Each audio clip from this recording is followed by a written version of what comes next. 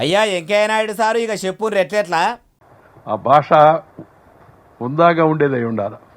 ఆ భాష సంస్కారానికి దర్పణం పట్టేదిగా ఉండాలి. మరి ఉంటలేదా సారు? ఈ విషయాన్ని కూడా నేటి పాత్రికేయులు, నేటి రాజకీయ నాయకులు ఈ భాష విషయంలో అందరూ ఒకసారి ఆత్మ పరిశీలన చేసుకోవాలి. ఏం మాట్లాడుతున్నారు, ఏంది పలుకుతున్నారు, అదేదో చాలా గొప్ప అనుకుంటున్నారు. క్రమశిక్షణకు మారుపేరని చెప్పుకునే రాజకీయం లీడర్లు ఎందుకు సారు భాష ఉందాతానా అని దిగదారుస్తుర్రో అసోటోళ్లకు మీరే కౌన్సిలింగ్ ఇస్తే మంచిగుంటదేమో. మళ్ళీ వలన బూతులు మాట్లాడినా వాళ్లకు రాజకీయ జీవితమే లేకుండా చేస్తే బాగుంటుందేమో. అట్లా కూడా ఆలోచన చేస్తే మంచిగుంటదేమో. ఇంకేమన్నా చెప్తారా?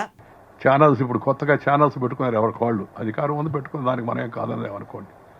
ఇప్పుడు అలాగే కొంతమంది సోషల్ మీడియా కాకుండా ఇప్పుడు ఇంకేదో యూట్యూబ్లో పెడుతూ ఉన్నారు. వాటి వస్తున్నాయంత ఆ మాటలు అసలు వినడానికే కాదు, సంస్కారం ఉన్న ఏ వ్యక్తి కూడా హర్షించడు. కానీ వాటిని అదేం చేస్తున్నాం సార్, వాళ్ళు అన్నారు ఆ విధంగాను అన్నారు. బూతులు మాట్లాడడం ఫ్యాషన్ అయిపోయింది. లిమిట్లు దాటి లీడర్లు మాట్లాడితే ఉరుమురిమి మంగళం మీద పడ్డది అన్నట్టు యూట్యూబ్లలో ఎట్లున్నది అట్లా పెడితే రాజకీయం లీడర్లకు బుద్ధి చెప్పవలసిన మీరు యూట్యూబర్లను తప్పు పట్టుడేందో. అయ్యా రాజకీయం నేతలారా, కొందరు లీడర్లు మాట్లాడే కొన్ని అన్పార్లమెంటరీ మాటలతోని యూట్యూబర్లను ఇట్లా అనేక అడికి వస్తున్నది. కాబట్టి పెద్ద మనిషి వెంకయ్య నాయుడు సార్ చెప్తున్నట్టు ఇప్పటి సందాన మంచిగా మాట్లాడుండ్రి. పెద్ద ఆయన చెప్పిన మాట కన్నా గౌరవం ఇయ్యండి సార్ అంటుర్రు ఏ ముచ్చటిన్నోళ్ళు.